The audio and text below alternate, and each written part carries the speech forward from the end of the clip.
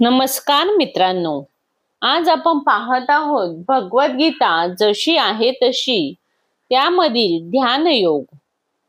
त्यातील 23 श्लोकांचा आपण अभ्यास केलेला आहे. आता पुढे स निश्चयेन योक्तव्यो योगो निर्विण्ण चेतसा संकल्प प्रभवा कामास्त्य त्वत्वा सर्वान शेषता मैसर्वेंद्रिय ग्रामम विनियम्य समंतता. मनुष्याने दृढ निश्चयाने आणि श्रद्धेने योगाभ्यासामध्ये युक्त झाले पाहिजे आणि योग मार्गापासून कधीच विचलित होऊ नये. त्याने मानसिक तर्कामुळे उत्पन्न झालेल्या सर्व भौतिक कामनांचा पूर्ण त्याग करून मनाद्वारे सर्व इंद्रियांना सर्व बाजूंनी संयमित केले पाहिजे. तात्पर्य: योगाच्या अभ्यासकाने दृढ निश्चयी असावे आणि विचलित न होता धैर्याने अभ्यास करावा. मनुष्याला अंतिम यश प्राप्तीची शाश्वती असली पाहिजे आणि यश प्राप्तीमध्ये विलंब लागला तरी त्याने निरुत्साही न होता दृढ निश्चयी होऊन योगाभ्यास केला पाहिजे. खडतर अभ्यासकाला खचितच यश प्राप्त होते. भक्ती योगाविषयी रूप गोस्वामी सांगतात की उत्साहनी श्रया धैर्यात तत कर्म प्रवर्तनात संग त्यागात सतो वृत्ते षडी भक्ती प्रसिद्ध्यती. अंतःकरणपूर्वक उत्साह, निश्चय आणि धैर्याने भक्तांच्या सत्संगामध्ये विहित कार्यांचे पालन करून आणि पूर्णपणे सत्वगुणाने युक्त होऊन कार्य केल्यामुळे मनुष्य यशस्वीपणाने भक्ती योगाचे अनुसरण करू शकतो. धैर्याविषयी सांगायचे झाल्यास समुद्राच्या लाटांमध्ये अंडे हरवलेल्या पक्षिणीचे उदाहरण मनुष्याने अनुसरले पाहिजे. एका पक्षिणीने समुद्र तटावर अंडी घातली होती, परंतु महासागराने लाटांसोबत ती अंडी वाहून नेली. हे पाहून पक्षीण अत्यंत क्षुब्ध झाली आणि तिने सागराला आपली अंडी परत देण्यास सांगितले. समुद्राने तिच्या विनंतीकडे लक्षही दिले नाही, म्हणून तिने समुद्र आटवण्याचा निश्चय केला. तिने आपल्या लहानशा चोचीने पाणी आणण्यास प्रारंभ केला आणि तिच्या अशक्यप्राय धैर्याकडे पाहून सर्वजण तिचा उपहास करू लागले. तिच्या धैर्याची वार्ता सर्वत्र पसरली आणि शेवटी भगवान श्री विष्णूंचे वाहन महाकाय गरुडाच्या कानी ही गोष्ट गेली. त्याला आपल्या बहिणीविषयी करुणा वाटली आणि म्हणून तो पक्षिणीला पाहायला आला. लहानशा पक्षिणीचे धैर्य पाहून गरुड तिच्यावर प्रसन्न झाला आणि त्याने तिला सहाय्य करण्याचे आश्वासन दिले. त्याप्रमाणे गरुडाने तत्काळ समुद्राला पक्षिणीची अंडी परत देण्यास सांगितले. अन्यथा तो स्वतः समुद्राला आटवण्याचे कार्य करणार होता. त्यामुळे समुद्र भयभीत झाला आणि त्याने पक्षिणीची अंडी परत केली. अशा प्रकारे गरुडाच्या कृपेने पक्षीण अतिशय आनंदी झाली.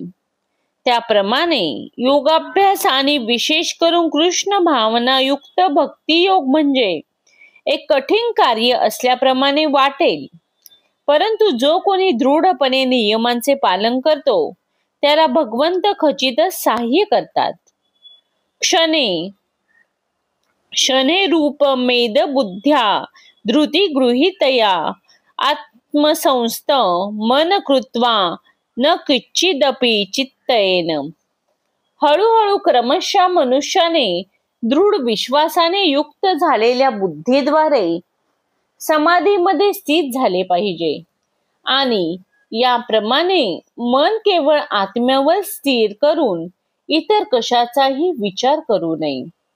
तात्पर्य: योग्य विश्वास आणि बुद्धीद्वारे क्रमशः इंद्रियांच्या क्रियांचा लय केला पाहिजे. यालाच प्रत्याहार असे म्हणतात. त्याने दृढ विश्वास, ध्यान आणि इंद्रिय निग्रह याद्वारे मन संयमित करून मनाला समाधिस्थ करावे. या अवस्थेत तो देहात्म बुद्धीमुळे प्रभावित होण्याची शक्यता राहत नाही. दुसऱ्या शब्दात सांगायचे तर भौतिक शरीर असेपर्यंत जरी मनुष्याचा भौतिक प्रकृतीशी संपर्क आला तरी त्याने इंद्रिय तृप्ती करण्याचा विचारही करू नये. परमात्म्याच्या आनंदा व्यतिरिक्त इतर कोणत्याही आनंदाचा त्याने विचार करू नये. कृष्ण भावनेच्या प्रत्यक्ष आचरणाने ही स्थिती सहजपणे प्राप्त होते. यतो यतो निच्छिलती मनश्चलम स्थिरम ततस्ततो नियमेतद मनेव वंशनयेत. आपल्या चंचल आणि अस्थिर स्वभावामुळे मन जेथे जेथे भरकटते तेथून मनुष्याने ते ओढून न्यावे आणि आत्म्याच्या नियंत्रणात आणावे. तात्पर्य काय तर मनाचा स्वभाव हा चंचल आणि अस्थिर आहे, परंतु आत्मसाक्षात्कारी योगी व्यक्तीने मनाद्वारे वश न होता मनाला वश केले पाहिजे. जो मनाला आणि इंद्रियांनाही संयमित करतो त्याला गोस्वामी किंवा स्वामी असे म्हणतात, आणि मनाचे ज्याच्यावर नियंत्रण आहे त्याला गोदास किंवा इंद्रियांचा दास असे म्हणतात.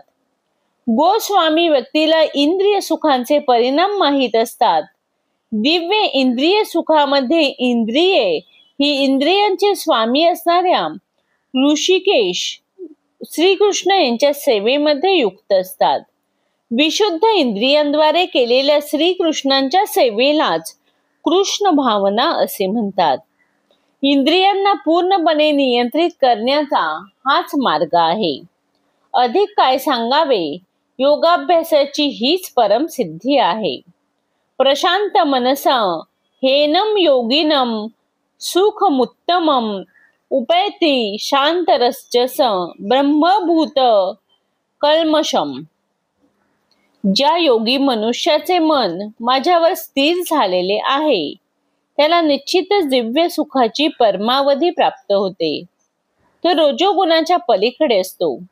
त्याला ब्रह्माशी असलेल्या गुणात्मक स्वरूपाचा साक्षात्कार होतो आणि त्याप्रमाणे तो आपल्या पूर्व कर्म फळापासून मुक्त होतो.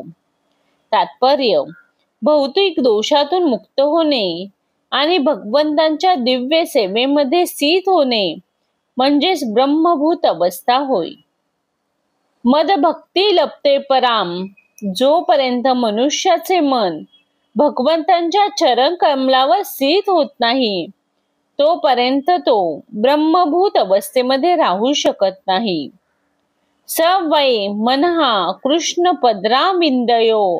भगवंताच्या दिव्य प्रेममयी सेवेमध्ये निरंतर युक्त राहणे किंवा कृष्ण भावना भावित राहणे म्हणजे सर्व भौतिक दोषातून आणि रजोगुणातून मुक्त होणे होय. युजन्नेव सदात्मान योगी विगत कल्मषा सुखेन ब्रह्मस्पर्श मंत्यंत सुखमश्नुते. याप्रमाणे योगाभ्यासामध्ये निरंतर युक्त असलेला आत्मसंयमी योगी सर्व भौतिक दोषातून मुक्त होतो आणि भगवंतांची दिव्य प्रेममयी सेवा करत परिपूर्ण सुखाच्या परमोच्च अवस्थेची प्राप्ती होतो. तात्पर्य आत्मसाक्षात्कार म्हणजे भगवंतांशी संबंधित आपले वैधानिक स्वरूप जाणणे. जीव हा भगवंतांचा अंश आहे आणि भगवंतांची दिव्य सेवा करणे हेच त्यांचे स्वरूप आहे. ब्रह्माशी असणाऱ्या त्या दिव्य संबंधालाच ब्रह्म संस्पर्श असे म्हणतात. सर्व भूतस्थ महात्मानं सर्वभूतानि चात्मानि ईक्षते योगयुक्तामा सर्वत्र समदर्शना. वास्तविक योगी सर्व प्राणी मात्रांमध्ये मला पाहतो आणि सर्व प्राणी मात्रांचा सुद्धा माझ्याकडेच पाहतो. निसंदेह आत्मसाक्षात्कारी पुरुष मला भगवंतांना सर्वत्र पाहतो. तात्पर्य कृष्ण भावना भावित योगी हा परिपूर्ण द्रष्टा असतो, कारण तो परब्रह्म श्रीकृष्णांना परमात्मा रूपाने प्रत्येकाच्या हृदयामध्ये स्थित असल्याचे पाहतो. ईश्वरा सर्व भूतांना हृदयेषुर्जुन तिष्ठती. भगवंत आपल्या परमात्मा रूपाने कुत्रा आणि ब्राह्मण अशा दोहोंमध्येही वास करतात. परिपूर्ण योगी जाणतो की भगवंत नित्य दिव्यच असतात आणि ते कुत्र्यामध्ये अथवा ब्राह्मणामध्येही वास करत असले तरी भौतिक प्रकृतीने प्रभावित होत नाही. हीच भगवंतांची परम समदृष्टी होय. स्वतंत्र आत्माही प्रत्येक हृदयामध्ये स्थित असतो, परंतु तो सर्वव्यापी नसतो. आत्मा आणि परमात्मामध्ये हाच भेद आहे. जो वास्तविकपणे योगाभ्यास करत नाही तो हे पाहू शकत नाही. कृष्ण भावनाभावित मनुष्य श्री कृष्णांना श्रद्धायुक्त आणि श्रद्धाहीन अशा दोन्ही प्रकारच्या मनुष्यामध्ये पाहू शकतो. स्मृतीमध्ये याला पुढील प्रमाणे पुष्टी देण्यात आली आहे. आत्तत्वाच्च मातृत्वाच आत्मा ही परमो हरी. भगवंत सर्व जीवांचे उगमस्थान असल्यामुळे ते पालनकर्ता आणि माते समान आहेत. माता सर्व मुलांशी समभावनेने वागते, त्याप्रमाणे परमपिता किंवा माता भगवंतही समभावनेनेच वागतात. म्हणून परमात्मा प्रत्येक जीवामध्ये नित्य वास करतो. बाह्यता सुद्धा प्रत्येक जीव भगवंताच्या शक्तीमध्ये स्थित आहे.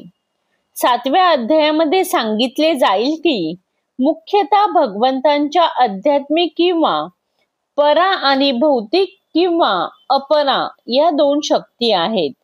जीव जरी आध्यात्मिक शक्तीचे अंश असले तरी ते भौतिक शक्तीद्वारे बद्ध होतात. याप्रमाणे जीव सदैव भगवंतांच्या शक्तीतच स्थित असतात. कोणत्या ना कोणत्या प्रकारे प्रत्येक जीव हा भगवंतामध्ये स्थित आहे. योगी सर्वांकडे समदृष्टीने पाहतो, कारण सर्व जीव आपापल्या कर्मफळानुसार विविध अवस्थांमध्ये असले तरी ते सदा सर्वदा भगवंतांचे सेवकच असतात, हे त्याला माहीत असते. जीव भौतिक शक्तीत असताना ऐहिक इंद्रियांची सेवा करतात आणि आध्यात्मिक शक्तीत असताना भगवंतांची प्रत्यक्ष सेवा करतात. कोणत्याही दशेमध्ये जीव हा परमेश्वराचा सेवकच असतो. ही समदृष्टी कृष्ण भावना भावित व्यक्तीकडे पूर्णपणे असते. यो मा पश्यति सर्वत्र सर्वच मयि पश्यति तस्याहं न प्रणश्यामि स च मे न प्रणश्यति. जो मला सर्वत्र पाहतो आणि सर्व काही माझ्यामध्येच पाहतो त्याला मी कधीही दुरावत नाही, तसेच तोही मला कधीही दुरावत नाही. तात्पर्य: कृष्ण भावना भावित भक्त निश्चितच भगवान श्रीकृष्णांना सर्वत्र पाहतो आणि सर्व काही श्रीकृष्णांमध्ये पाहतो. असा भक्त भौतिक प्रकृतीच्या सर्व निरनिराळ्या अभिव्यक्ती पाहत असल्याचे दिसते, परंतु त्याला सर्व काही श्रीकृष्णांच्या शक्तीचे प्रकटीकरण असल्याचे ज्ञान असल्याने प्रत्येक गोष्टीत त्याला श्रीकृष्णांच्या उपस्थितीची जाणीव असते. श्रीकृष्णांवाचून कोणतीही गोष्ट अस्तित्वात राहू शकत नाही आणि श्रीकृष्ण हेच सर्व गोष्टींचे अधिपती आहेत. हेच कृष्ण भावनेने आधारभूत तत्व आहे. कृष्ण भावना म्हणजे कृष्ण प्रेमाचा परिपूर्ण विकास होय आणि ही स्थिती भौतिक मोक्षाच्याही अतीत आहे. आत्मसाक्षात्काराच्या अतीत असणाऱ्या या कृष्ण भावनेच्या स्तरावर भक्त श्रीकृष्णांशी एकरूप होतो. अर्थात भक्तासाठी श्रीकृष्ण हे सर्वस्व होतात आणि भक्त कृष्ण प्रेममय होतो. त्यानंतर भगवंत आणि भक्त यांच्यामध्ये अत्यंत निकट संबंध प्रस्थापित होतात. त्या अवस्थेमध्येच जीवाचा कधीही विलय होऊ शकत नाही. तसेच भगवंतही भक्तांच्या दृष्टीआड होत नाहीत. श्रीकृष्णांमध्ये विलीन होणे म्हणजेच आध्यात्मिक विनाशच आहे. भक्त अशा संकटास कधीच बळी पडत नाही. ब्रह्मसंहितेमध्ये सांगण्यात आले आहे की प्रेमाजनच्छुरित भक्ती विलोचनेन संता सदैव हृदयेषु विलोकयन्ति य श्याम सुंदर मचिंत्य गुण स्वरूपम गोविंदमादि पुरुषम तमह भजामी.